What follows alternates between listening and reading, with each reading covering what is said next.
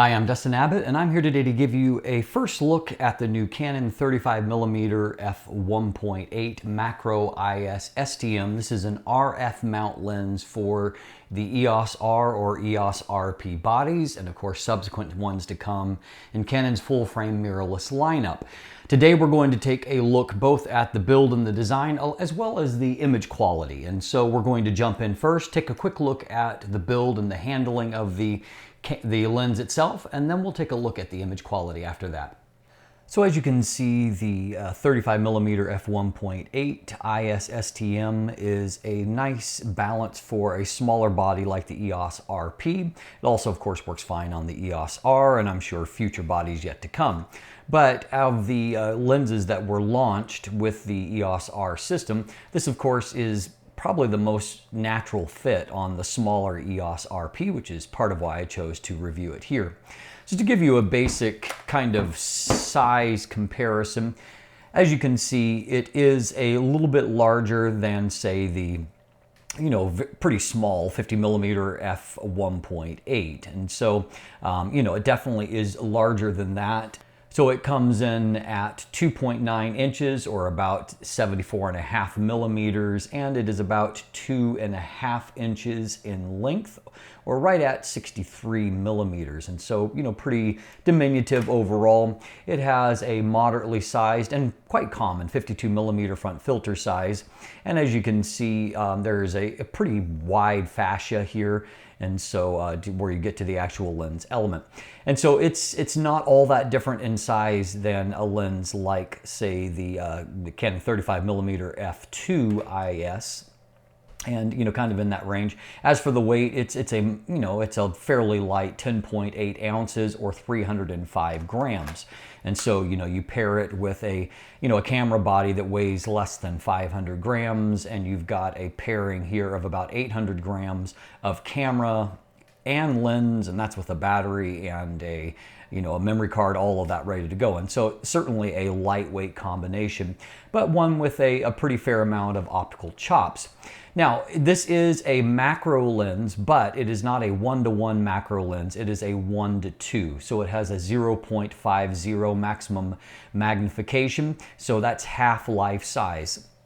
Like the other RF lenses, it does come with the control ring here at the front, which of course can be set up to operate in a variety of different functions. I've currently got it set up like an aperture ring to where you can control aperture. I've also sometimes used it as exposure compensation. You can put a number of different values to it, so it certainly is useful for that. This is an STM lens, which means that there is no mechanical coupling on the focus ring. But focus input is routed through the STM focus motor, and so any kind of focus changes are input through there.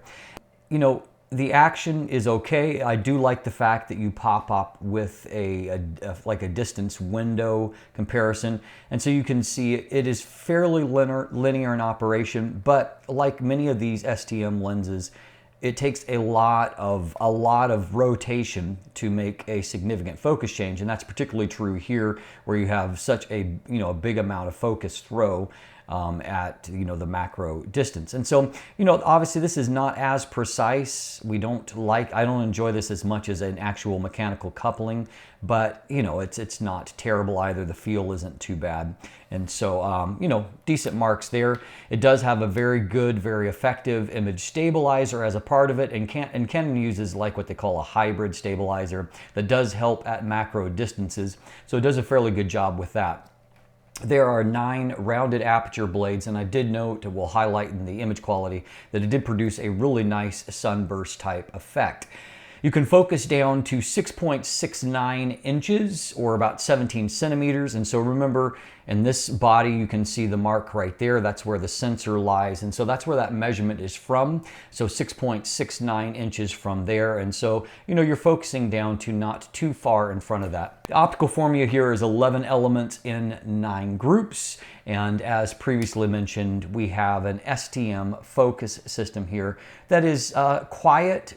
It is, however, not perfectly quiet, particularly when doing video. And while it's fast in most situations, it's not as fast as the the ones that are equipped with more, I think they call it USM, like in the 24 to 105. I think it's more like nano USM, but anyway, that is faster in focusing than what this lens is. So as you can see, no particular surprises there. All the typical stuff that Canon leaves off of its non-L series lenses, it's left off here. No lens hood, no weather sealing, no kind of pouch included for it. You get the basic lens with its basic caps, and that's what you get for your price tag of around $499, currently on sale for around $450. Let's see how the image quality holds up, however. This is a reasonably inexpensive to moderately priced lens, and it is the cheapest of the lenses currently on the in an RF mount as far as what comes from Canon. So let's take a look how the image quality holds up here.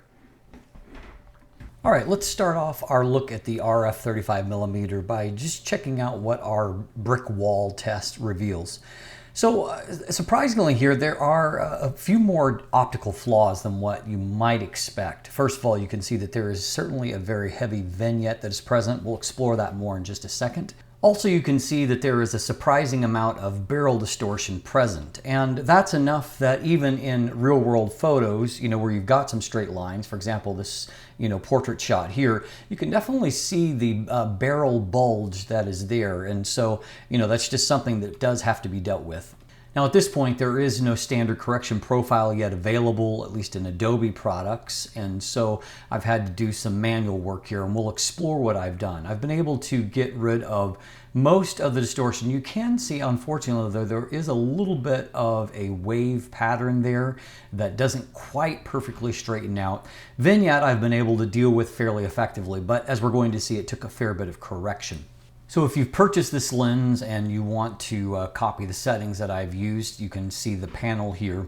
And so I have used a +7, and so as you can see, that mostly straightens out the line, other than the fact that it's not entirely linear, and so there is a little bit of wave left. As far as the vignette goes, I had to move the slider pretty near to 100%. We're at 83 right now, and the midpoint, as you can see, to get it even, I had to move the midpoint all the way to the end, because as you can see, the vignette really extends towards the center of the frame. And so this tells me that we've got pretty much 3 stops of vignette in the corners, and that the midpoint is pretty close to the center portion of the frame. Now the 35mm in a Canon mount that I had on hand to compare with is the 35mm F1.4 Mark II. Now obviously this is in a completely different price category, but at least it gives us some frame of reference. A few things that we're going to see here, and first of all, the 35L frames considerably wider than what does the RF 35mm. And so I suspect the RF 35 is actually a little bit longer than 35mm. What we can also see is that the L lens has considerably less vignette and a little bit less distortion overall. While they're at equal settings, another thing that does stand out here is that the light transmission definitely favors the EF lens. And so we can see even in the very center of the frame, it's obviously a much brighter result. And if we go back here for a second, let's just take a look at the histogram. And so you can see if I move over to the L lens, you can see the histogram moved considerably to the right and considerably to the left. Another example of this here is in this image. And so you can see, once again, see the histograms move comparatively. And then if we look at these up close, you can see that there's a huge difference in the amount of definitely brightness in the corner where vignette is impacting, but just overall light transmission. Everywhere you look in the image, the 35L is brighter. So I don't think that the light transmission is fantastic out of the new RF lens. So taking a quick peek at resolution and how it compares, and I won't do a prolonged comparison here because, again, we're dealing with a different price class of lens. You can see that in the center of the frame, the RF lens, other than not being as bright, it actually compares quite well. It looks fairly good, not quite as good in the center as the 35L2, but 35L represents one of Canon's very best lenses. Off at the side of the frame, you know, the vignette kind of holds it back a little bit, but we can see that they really aren't all that different. Maybe a little bit better contrast from the 35L in the corner, and you know, but centering seems to be fairly good. It's just that vignette is really super heavy. Now we can see that stopping it down to f2, it produced the effect once again of basically it metered just the same, and that is because the vignette is so heavy at f1.8. You can see that it's only mildly better at f2, and so not a huge difference when it comes to that, unfortunately. As far as the resolution goes, there's maybe a hair bit more contrast, maybe, you know, just maybe tightening up a little bit of some chromatic aberrations, but I would say more similar than different, other than some vignette lift, and that allows it to look a little bit better. So a little bit improved contrast, but not a major improvement as of yet. Now at f2.8, we can see a much stronger vignette lift that takes place. And so as far as resolution goes, in the center of the frame, you know, it's a very, very mild improvement. It's already very good in the center of the frame, very sharp.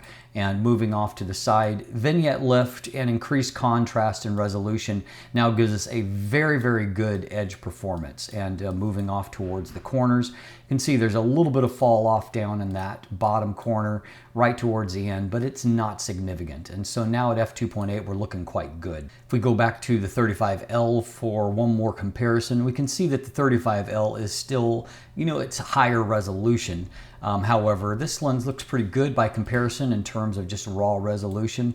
And off at the edge of the frame, there still is more contrast, and so overall sharpness for the 35L and less vignette, obviously, but you know, there's not really a significant amount of difference. And frankly, this is one of the best 35mm lenses I've ever seen in the 35L2. And so, you know, for the difference in price, the RF is doing pretty well in terms of resolution. So looking on from f2.8 down to landscape apertures of f5.6, we can see there really isn't a huge difference in terms of the overall look of the image. You know, we've already seen our major vignette lift, and I would say that even at f5.6, there is some vignette that lingers just a little bit there. However, what we can see is that now resolution right into the extreme corner is very, very high. So this lens is extremely sharp at landscape apertures. Now at close focus distances, we can see that the 35L has a little bit more contrast in the center of the frame. However, if we look off towards the side of the frame, we can see that, you know, clearly the macro lens is better designed for, you know, giving a flat plane of focus at close focus distances. And so we can see that although when we looked at the brick wall distance, the 35L looked better in the corners, at closer focus distances, there's a clear advantage here for the macro lens that is designed more for a flat plane of focus. At, you know, macro distances, it remains nice and sharp. Lots of detail that is there. You can see lots of detail here on the plane of focus and the texture on the petal of the orchid there, and so good resolution in that. Here we can see this is at f1.8, and so advantage of a macro lens designed for this. We have a little bit of chromatic aberration, a tiny bit of green fringing, and we could see evidence of that just in a slight bit of reduced contrast in our brick wall test. What we can see though is that chromatic aberrations overall are extremely well controlled. There's just those tiny amounts of longitudinal CA, and so as a result, even wide open, you've got really sharp detail that is rendered there. If you look, you know, obviously plane of focus is tiny, but looking at this section right here, you can see, you know, even the fine grain in the metal itself, and so a nice job when it comes to that. Now at f1.8, stepping back a little bit, we can see that heavy vignette that is present, but what we can also see is that our detail is really excellent here. Nice contrast, really great detail in both the fur that's in the plane of focus and then also on the tip of the nose of the dog there. So good stuff when it comes to that. Now we can see at medium distances for shooting an interior, we've got really nice color rendition, you know, handling of highlights. There's not a lot of bleeding that we see here off of lights. You know, we've got a lot of, you know, we've got a lot of variation in terms of shadow and brightness in this. And so I think it's done a fairly good job with that. We can see the detail at these kinds of distances looks quite good. As you look across the image, it's, you know, there's a lot of information that is held there in the image itself, and lots of detail that's there. This is the beautiful dining area in the Chateau Montebello in Quebec. This is a Fairmont hotel.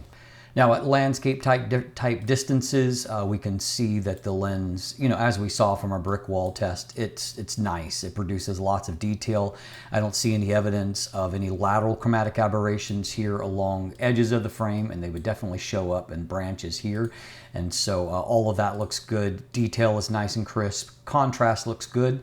So not only is this a good, you know, obviously for macro purposes, but it's a good general purpose lens because of having a flexibility of a wide maximum aperture, but then the ability of the focal length to, you know, go and shoot landscape scenes as well.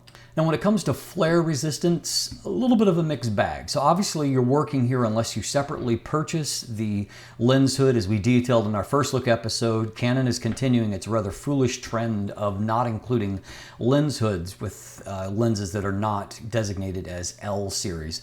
And so, you know, you're working without a lens hood. You can see that there is some, you know, some prismatic haze there and some ghosting artifacts. Stop down to f11, we can see that those, you know, some of those ghosting effects become a little bit more pronounced. However, they certainly don't increase, and contrast holds up well here. There's also a surprisingly nice sunburst effect. It's amazing how 9-bladed apertures can produce such a wide variety of results. In this case, I think that it's quite a pleasing shape. Here's an image, you know, where I've allowed the sun to come through the trees to help to define that sunburst effect, and I think it looks really fantastic there. And so to me, that's one of the high points. I really think it does a great job when it comes to that. Now looking at the bokeh quality from the lens, if we look at our plane of focus here, we can see that, again, compared to the 35L, you know, both of them have done a good job of controlling aberrations for this shot. But if we look into defocused areas, we can see that obviously vignette is going to impact bokeh a little bit. That's one of the downsides of having such heavy vignette, and of course correcting it, it can work all right or it cannot, kind of depending on the scene itself. We can see that the L series lens definitely has softer bokeh, and I found this to be true in just kind of general purpose shooting. I just felt like that maybe wasn't the top strength of the lens, that it did look a little bit busy in some of the shots that I took with it. In this image here, you know, maybe some of these edges are a little bit harder than what I would like, but overall it's, you know, there's definitely some cream there also. And, you know, you do with a macro lens, you definitely have, you know, a very nice sharpness and contrast on your actual plane of focus.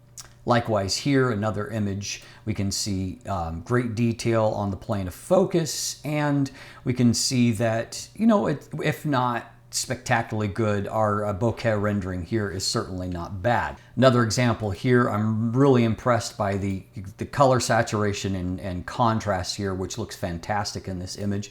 And as we look towards the, you know, the defocused area, it's not quite as strong as what this aspect is. And of course, one issue is the vignette in this corner is, you know, it definitely is a factor, but I mean, if your goal is to have nice resolution, that looks really fantastic. So let me finish with a good news, bad news again when it comes to bokeh rendering. In the image on the left, I think that, you know, plane of focus looks great.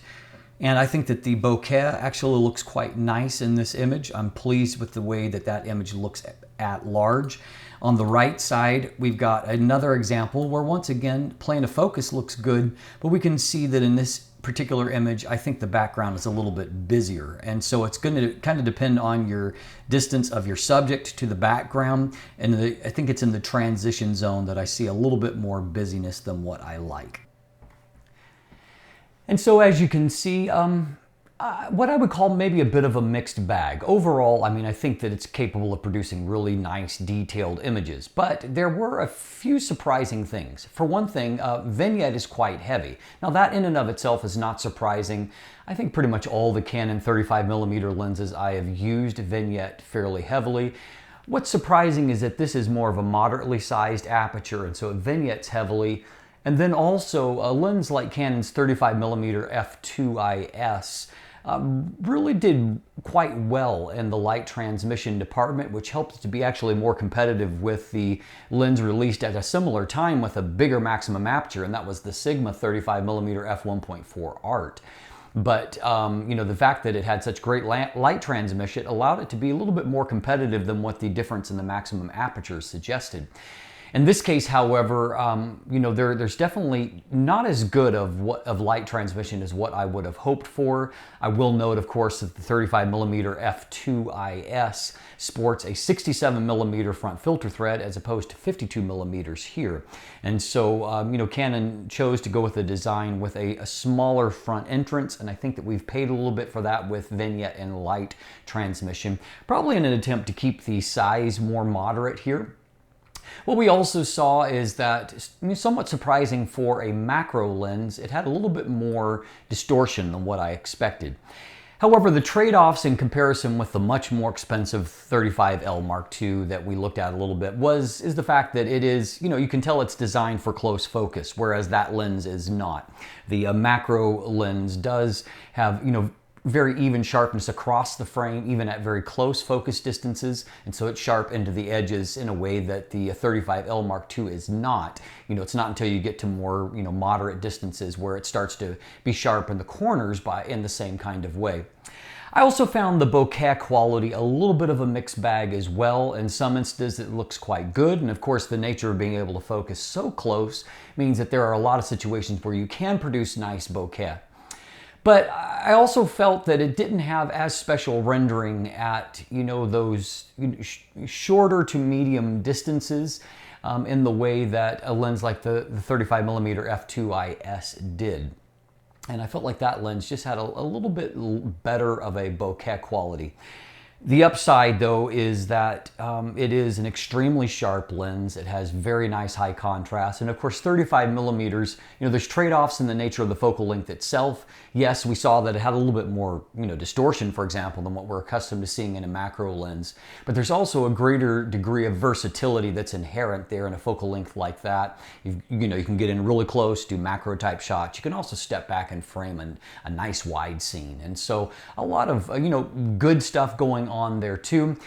We'll come back in a final episode and we'll explore how it does for video, a little bit more about that focus, the STM, and how it does for video and aspects of that. And I'll give you, more photos along with a final verdict of the lens at that point. So stay tuned for that. In the meantime, look in the description down below and I have got linkage to the image gallery. You can go and check out photos there. I've also got buying links there if you'd like to purchase one for yourself. And as noted, right now there is, at least temporarily, a markdown of $50. So if you're interested in the lens, good time to buy at the moment. Beyond that, there's linkage where you can follow me on social media, including now on Instagram. You can become a patron and help to support this channel. And on top of that, get sneak previews every week of upcoming content. And so you have a chance to see it before anybody else. If you haven't already, please click that subscribe button right here on YouTube. Thanks for watching. Have a great day.